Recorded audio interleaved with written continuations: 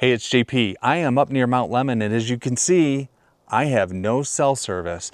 That means if Mother Nature decides to get a little wild, I'm not going to get any weather alerts, or am I? In this episode, we're going to talk about how the weather alert system works, and more importantly, how you can keep yourself safe when Mother Nature decides to get a little feisty.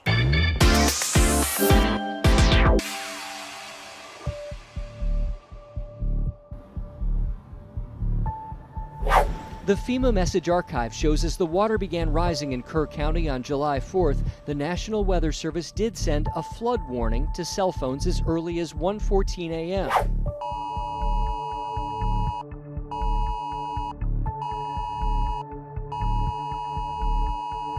As a storm chaser, instrument-rated private pilot, and a guy that enjoys the outdoors, I pay close attention to the weather. Okay, I'm a weather geek, but it is important for everyone to know what's going on with the weather, especially if you spend time outdoors. Mother Nature can be unpredictable, and knowing the forecast, and more importantly, knowing about changes in the weather, is keystone to your safety.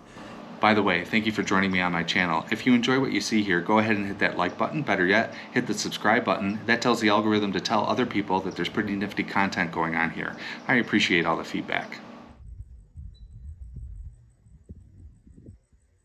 So when you're planning any activity outdoors, the first thing is knowing your local weather forecast. The Weather Channel, your local news, and the weather apps are all great. Avoid relying on social media posts from unverified sources. There's a lot of people out there that are posting information that isn't really accurate just to generate clicks. The official forecast in the United States is from the National Weather Service. I strongly recommend the National Weather Service's weather.gov. No app required and absolutely free. Simply enter the city and state that you're looking for and it'll bring up the latest forecast. In my experience, the most reliable forecast is for the next 48 hours. At the bottom of the page, you'll find a link to the hourly weather forecast.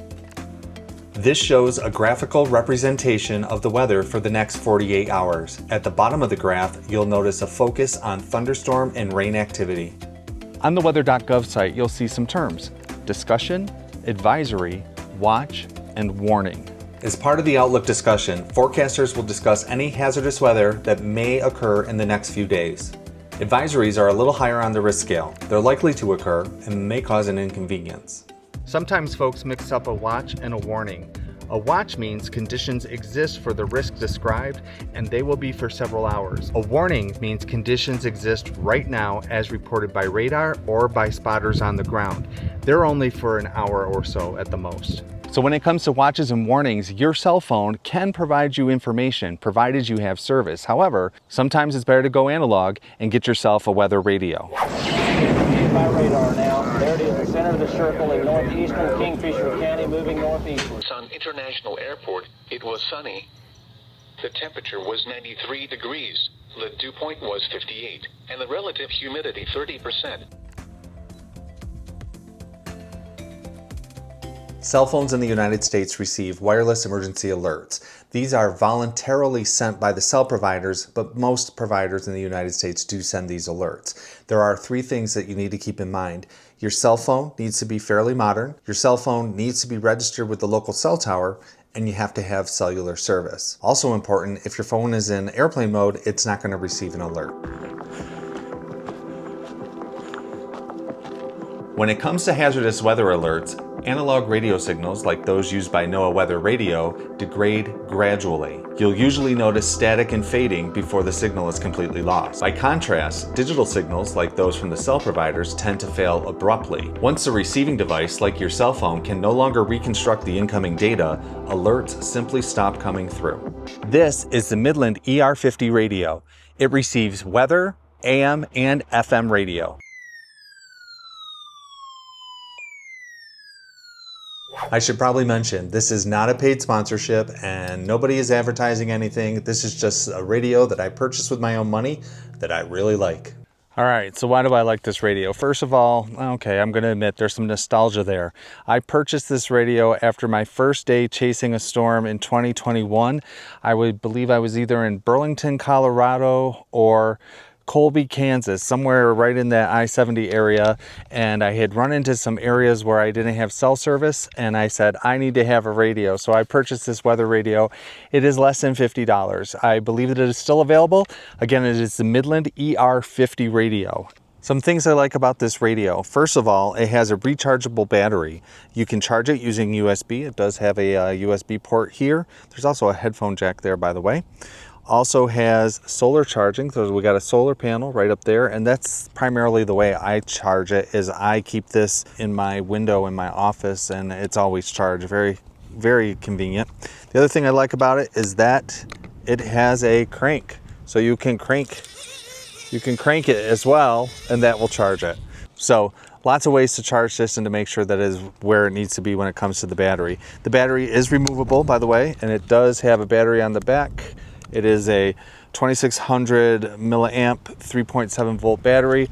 It's a little bit bigger than your normal battery, but I'm sure you can get them through your normal battery suppliers. As I mentioned earlier, it has AM, FM, and the weather bands. With the AM band, at night, I have received a radio station, I think it's called the Big 5-State Talker or something like that, out of Guyman, Oklahoma, and I'm in Tucson, Arizona. This did receive that station one time. FM is excellent, and of course, the weather radio is awesome. I have taken this all over the country, and I have never not been able to receive a weather station on this radio. It is absolutely perfect for what I need it to do. And of course, you can turn the weather alerts on. Earlier in the episode, you heard what the alert sounds like.